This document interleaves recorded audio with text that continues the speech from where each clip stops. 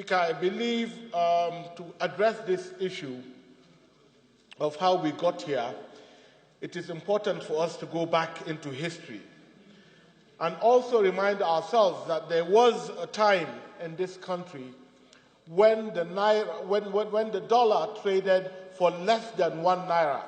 I think it was 75 kobo, Mr. Speaker.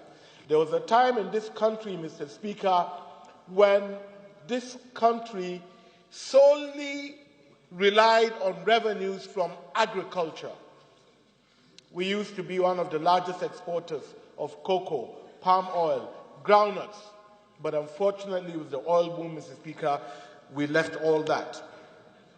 Mr. Speaker, in 2008, our foreign reserves in this country was over $62 billion when the crude oil was $120 per barrel. But what did we do at that time, Mr. Speaker? We had two options. Number one, to save the money, or number two, to invest the money in infrastructure, in industry, in industries that would grow productivity and wealth.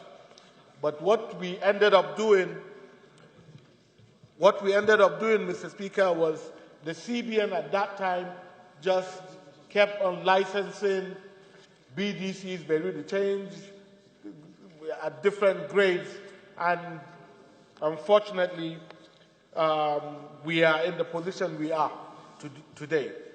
Mr. Speaker, one of the main reasons why the dollar keeps on rising is, number one, commercial banks, Mr. Speaker, have been involved in a lot of round tripping.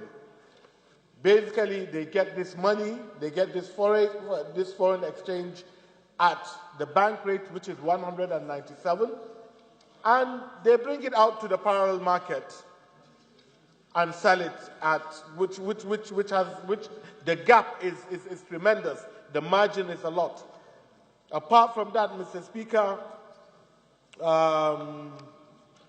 commercial banks have also been accused of deliberately refusing to implement the CBN directives of allocating diaspora remittances, which is about $50,000 every single week, which they receive, which is pure cash, raw cash.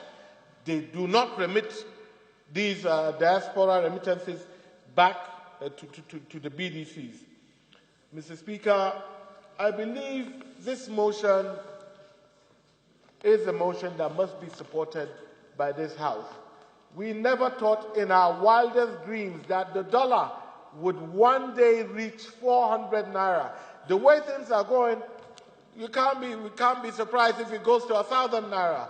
I think it is time to act. I support the mover of this motion, and I strongly urge this House to please support this motion.